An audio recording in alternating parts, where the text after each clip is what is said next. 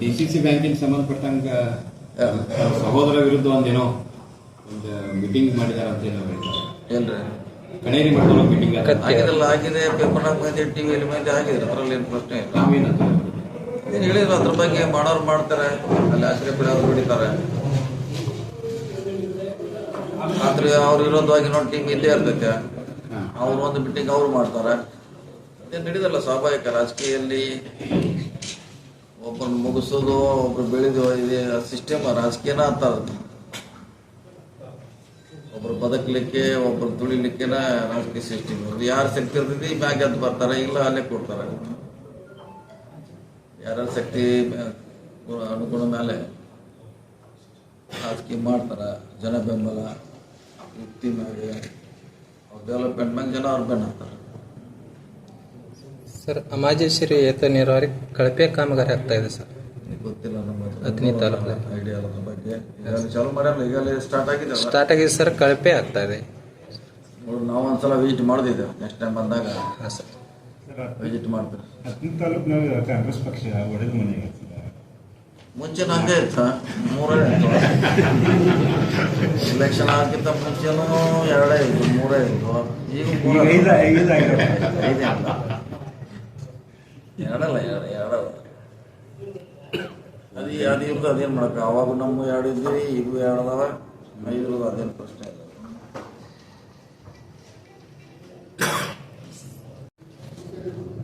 ವಿಶೇಷ ಪ್ರವಾಸ ಏನು ವಿಶೇಷ ಇಲ್ಲ. ಏನೇನು ನಮ್ಮದೇ ರೂಟೀನ್ ರೆಗ್ಯುಲರ್ ಡೈಲಿ ಅಡ್ಡಾಡೋದು ನಮ್ಮದೇ ಕೆಲಸ ರೀ. ಸರ್, ಬೆಳಗಾವಿ ವಿಭಜನೆ ಯಾವಾಗ ಸರ್? ಸರ್ಕಾರ ಲೆವೆಲ್ ಡಿಸಿಷನ್ ಅಲ್ಲೇ ಆಗ್ಬೇಕಲ್ಲ. ನಾವು ಹೇಳುವಷ್ಟು ಎಲ್ಲರೂ ಕೂಡ ಹೇಳಿದ್ದೀವಿ. ಡಿಸಿಷನ್ ಆಗೋದು ಸರ್ಕಾರ ಮಾಡೋದ್ರಲ್ಲಿ. ತಮ್ಮ ಅಭಿಪ್ರಾಯ ಏನು ಹೇಳಿ?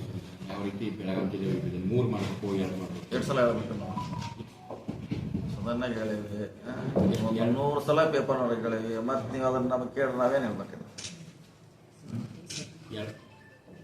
BDCC ಬ್ಯಾಂಕ್ ಹೇಳ್ರಿ. ಬಗ್ಗೆ ನಾವೇನೇ BDC ಬ್ಯಾಂಕ್ ನಮ್ದೇ ಏನಿಲ್ಲ ಅಪರಾಧ. BDC ಬ್ಯಾಂಕ್ ಮಾಡೋ ಟೀಮ ಬೇರೆ ಐತಿ.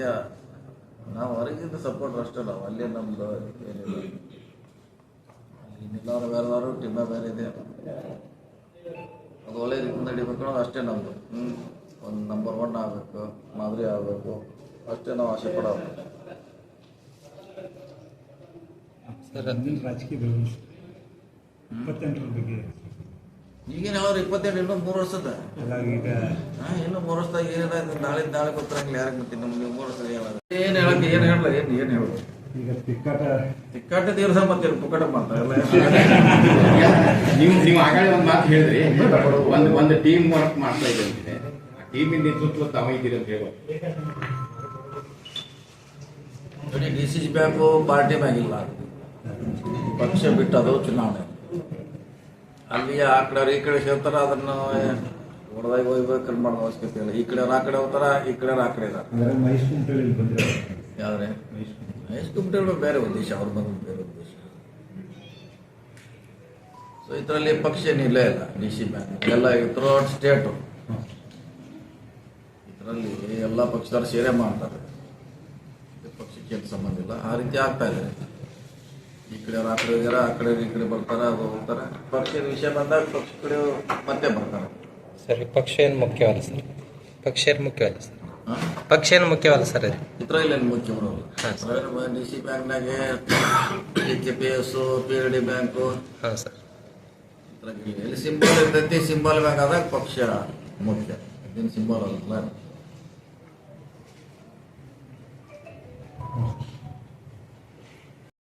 ಹತ್ತನೇ ತಾಲೂಕದಲ್ಲಿ ಎಲ್ಲರ 10ನೇ ತಾಲೂಕದಲ್ಲಿ ಇದೆ.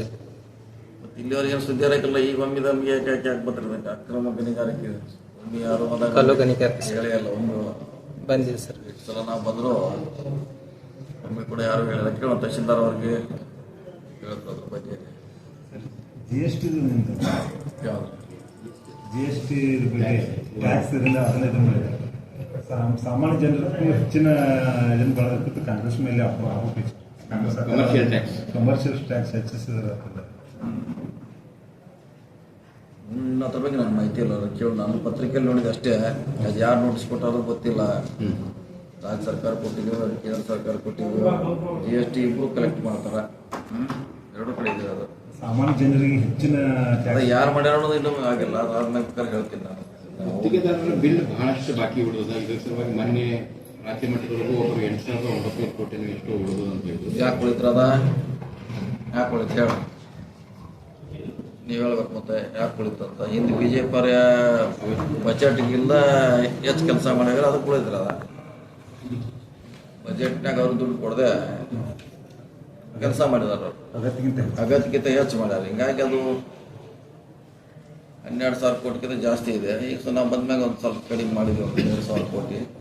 ಸೊ ವರ್ಷ ಸ್ವಲ್ಪ ಕಡಿಮೆ ಮಾಡ್ಕೊತ ಹೋಗ್ತದೆ.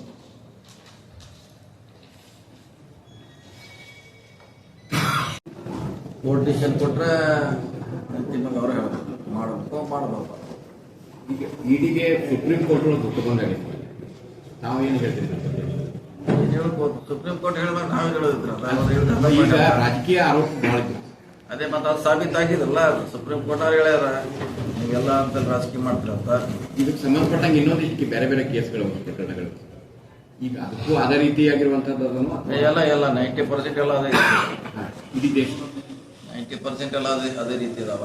ಅದನ್ನೆಲ್ಲ ಕೂಡ ಇನ್ನು ಸುಪ್ರೀಂ ಕೋರ್ಟ್ ಅವ್ರ ಬಗ್ಗೆ ತಮ್ಮ ಅಭಿಪ್ರಾಯ ವ್ಯಕ್ತ ಮಾಡಿದ್ದಾರೆ. ಸೊ ಅದನ್ನ ಮುಂಚೆನೇ ಮಾಡ್ಯಾರ ಕಾಂಗ್ರೆಸ್ನವರು. ಅದನ್ನ ಅಭಿಪ್ರಾಯ ಮುಂಚೆನೇ ಮಾಡ್ಯಾರ.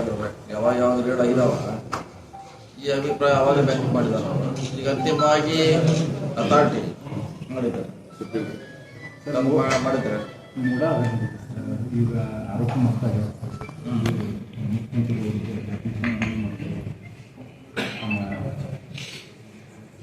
ಅವಾಗ ಎಲ್ಲ ಅದು ಹೈಕೋರ್ಟ್ನಾಗ ಇತ್ಯರ್ಥ ಆಗಿದ್ರಿ, ಲೋಕಾಯುಕ್ತ ಮಾಡಿದ್ದಾರೆ. ಸೊ ಅದು ಯಾವಾಗ ಮಾಡಿದ್ದಾರೆ. ಈಗಿದು ಅದ್ರ ರಿಲೇಟೆಡ್ ಸುಪ್ರೀಂ ಕೋರ್ಟ್ ಹೋಗಿರೋ ಅಲ್ಲಿ ಕೂಡ ಹೇಳ್ಯಾರ. ಅಂದರೆ ಅಡ್ವೊಕೇಟಿಗೆ ನೋಟ್ಸ್ ಕೊಟ್ಟಿದ್ರಿ, ಇಡಿಗೆ ಪಾರ್ಟಿ ಬಿಟ್ಟು ಅಡ್ವೊಕೇಟಿಗೆ ನೋಟ್ಸ್ ಕೊಟ್ಟಿದ್ರಿ. ಅದು ಸುಪ್ರೀಂ ಕೋರ್ಟ್ ಹೋಗಿದ್ರು. ಸೊ ಅವ್ರು ಇದು ವಕೀಲರಿಗೆ ಕೊಡ್ಲಿಕ್ಕೆ ಬರೋಂಗಿಲ್ಲ ಹಿಂಗೆ ಟಿಪ್ಪಣಿ ಮಾಡಿದ್ದಾರೆ. ಸರ್, ಸ್ಕೂಲ್ ಮಕ್ಕಳಿಗೆ ಬರಲು ರಸ್ತೆ ಇಲ್ಲ ಸರ್. ಸ್ಕೂಲ್ ಮಕ್ಕಳಿಗೆ ಬರೋದು ನೋಡ್ಬೇಕಲ್ಲ. ರಸ್ತೆ ಅಂದ್ರೆ 3-4 ಡಿಪಾರ್ಟ್ಮೆಂಟ್ ಸೇರ್ತಾರೆ. ಯಾರು RDPR, ನಮ್ಮದು ಇರಿಗೇಷನು, ಅದು ನೋಡ್ಬೇಕಲ್ಲ. ಯಾರಿಗೆ ಸಂಬಂಧ ಅದನ್ನ ಐಡಿಯಾ ಅಲ್ಲ.